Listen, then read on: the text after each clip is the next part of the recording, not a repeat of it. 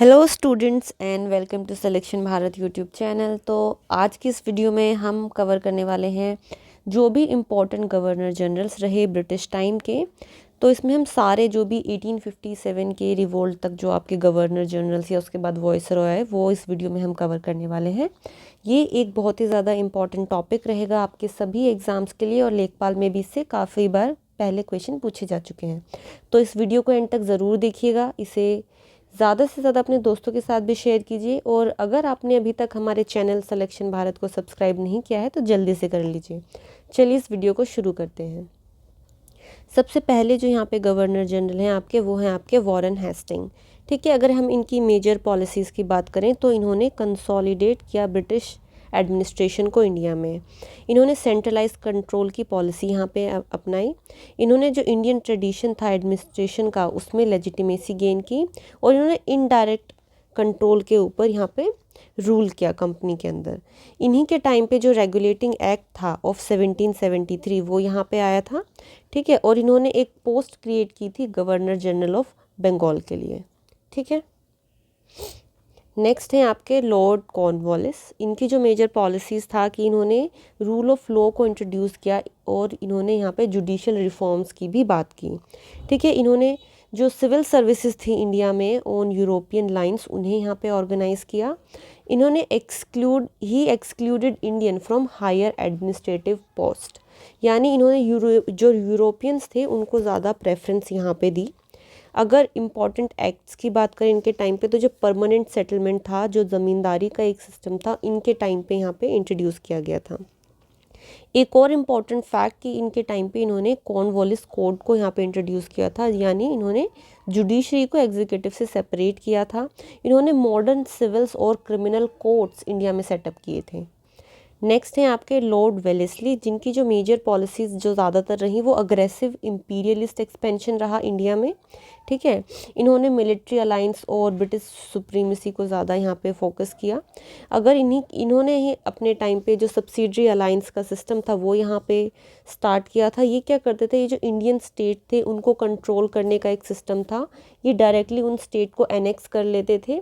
ठीक है, और इन्होंने जो फ्रेंच थे, जो यहाँ पे इंडिया में फ्रेंच भी आए थे, है ना, जो बहुत सारे डिफरेंट यूरोपियन पावर इंडिया में आए थे। अगर आपको पता हो उनका सीक्वेंस, किस सीक्वेंस में, देखिए ये इस पे भी क्वेश्चन बन सकता है कि किस सीक्वेंस में जो यूरोपियंस थे वो इंडिया में आए। तो आप अगर आपको पता है तो हमें कमेंट सेक्शन में कमेंट करके ज़रूर बताइए।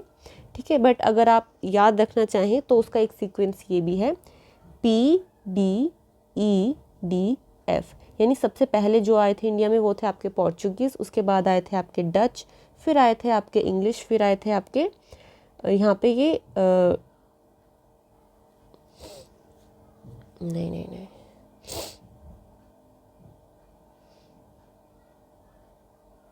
डेन्स यहाँ पे आए थे और फिर आपके फ्रेंच जो थे वो सबसे लास्ट थे जिन्होंने इंडिया में एंटर किया था।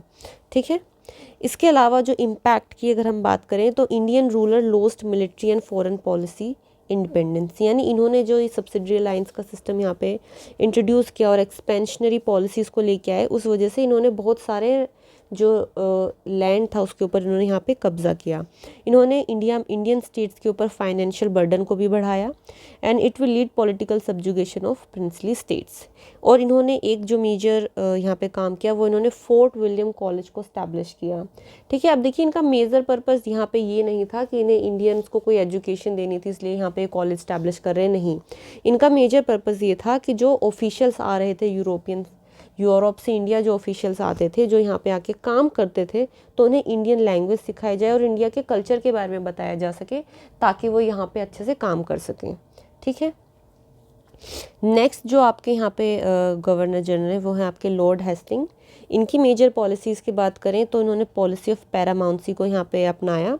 ठीक है, इन्होंने इनके टाइम पे बोला जाता है कि कंप्लीट ब्रिटिश कॉन्क्वेस्ट हो गया था इंडिया का। इन्हीं के टाइम पे चार्टर एक्ट ऑफ 1813 एक्ट आता है। इसमें जो मेजर चेंजेस किए जाते हैं वो यहाँ पे जो ईस्ट इंडिया कंपनी है उसका ट्रेड मोनोपोली यहाँ पे बंद कर दिया जाता है। सिर्फ टी का ट्रेड और जो ट्रेड विद चाइना रहता है उसको यहाँ पे ये रखा जाता है। इन्होंने एजुकेशन को यहाँ पे प्रमोट किया और मिशनरीज एक्टिविटीज़ को इन्होंने यहाँ पे प्रमोट किया। अगर इम्पैक्ट की बात करें तो जो क्रिश्चियन मिशनरीज़ हैं आपने देखा इन्होंने यहाँ पे इनको प्रमोट किया। यहाँ पे मॉडर्न एजुकेशन की जो डिबेट है क्या इंडिया में मॉडर्न एजुकेशन को कैसे इंट्रोड्यूस किया जाना चाहिए, यहाँ पे वो शुरू हो गई थी। इन्होंने कमर्शलाइजेशन ऑफ इंडियन इकोनॉमी के ऊपर भी बात की। नेक्स्ट हैं आपके लॉर्ड विलियम बेंटिक, ठीक है। इनकी अगर मेजर पॉलिसीज़ की बात करें तो सोशल रिफॉर्मर इनको कहा जा सकता है कि इनके टाइम पे बहुत सारे अच्छे रिफॉर्म्स इन्होंने किए इंडियन सोसाइटी में। एक तो पहला जो मेजर यहाँ पे हम देख रहे हैं वो है अबॉलिशन ऑफ सती। अगर आपको याद हो तो जो पिछले चैप्टर में हमने जो सोशल रिफॉर्म्स पढ़े थे, आप मुझे बताइए इस पर्टिकुलर एक्ट के लिए किस सोशल रिफॉर्म हमने सबसे ज़्यादा एफर्ट किए थे, ठीक है। ये आप हमें कमेंट सेक्शन में कमेंट करके ज़रूर बताइए। और अगर आपने पहली वाली वीडियो नहीं देखी जाके ज़रूर से देखिए।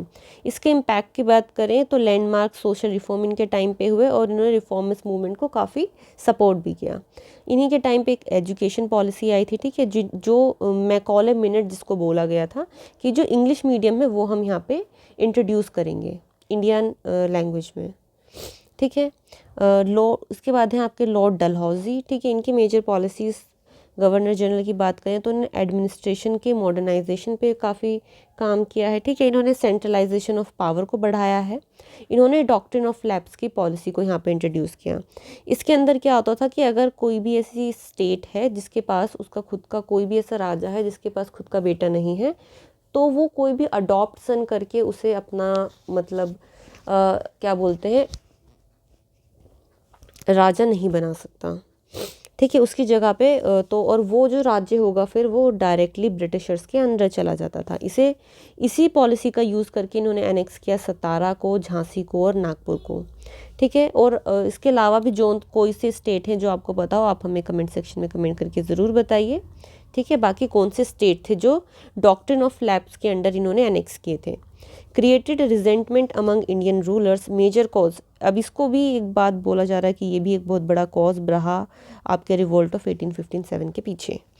इनके टाइम पे जो एक्ट और रिफॉर्म्स आए वो थे इन्होंने कि रेलवे का इंट्रोडक्शन यहाँ पे हो रहा है, यहाँ पे टेलीग्राफ सर्विसेज आ रही हैं, पोस्टल सिस्टम यहाँ पे इंट्रोड्यूस हो रहा है, पब्लिक वर्क डिपार्टमेंट यहाँ पे स्टैब्लिश हो रहा है, विडो रीमैरिज एक्ट भी इन्हीं के टाइम पे आ रहा है। तो अगर वैसे देखा जाए तो इनके टाइम पे काफ़ी सारे एक्ट यहाँ पे पास हो रहे हैं, ठीक है। नेक्स्ट हैं जो आपके गवर्नर जनरल वो हैं आपके लॉर्ड कैनिंग। इनकी जो मेजर पॉलिसीज़ रहीं एज इंडिया तो इन्होंने मतलब ज़्यादा पॉलिसीज़ पे काम कर नहीं पाए क्योंकि इन्हीं के टाइम पे ये रिवोल्ट हो गया था। तो ये इनका ज़्यादातर टाइम उस रिवोल्ट को ही कम करने में, संभालने में, इन सब चीज़ों में चला गया। बट इनके टाइम पे जो एक पास हुआ था वो था जनरल सर्विसेज इनलिस्टमेंट एक्ट 1855। इसमें जो ओवरसीज़ डिप्लॉयमेंट थी ऑफ इंडियन सोल्जर ये यहाँ पे ये अलाउ करते थे। बट जो हिंदू धर्म में ये होता है कि अगर आप कभी भी सी को पार कर जाते हैं ना तो मतलब उस टाइम पे आप अपने धर्म को खो देते हैं। तो ये भी एक मेजर रीज़न रहा था 1857 के रिवोल्ट का, क्योंकि यहाँ पे जो हिंदू थे वो ये समझ रहे थे कि इस तरह से ये ब्रिटिशर्स हमारे जो रिलीजन है उसमें इंटरफेयर कर रहे हैं। अगर इसके इम्पैक्ट की बात करें तो वही रिलीजियस रिजेंटमेंट हुआ जिसकी वजह से 1857 का रिवोल्ट यहाँ पर हुआ, ठीक है। तो ये हमारे जो अभी तक हमने 1857 के सारे ही लीडर्स गवर्नर जनरल जो हमें कवर करने थे हमने कर लिए हैं।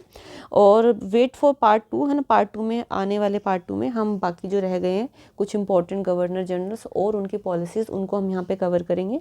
अगर आपको वीडियो पसंद आई है तो इसे लाइक कीजिए, चैनल को सब्सक्राइब कीजिए, ज़्यादा से ज़्यादा से अपने दोस्तों के साथ भी शेयर कीजिए, ठीक है। और आप हमारे चैनल सिलेक्शन भारत को ज़रूर से सब्सक्राइब कीजिए। और आप फ्री पीडीएफ्स और ऐसी नोटिफिकेशंस के लिए हमारा टेलीग्राम चैनल भी ज्वाइन कर सकते हैं, ठीक है। Thank you for watching this video.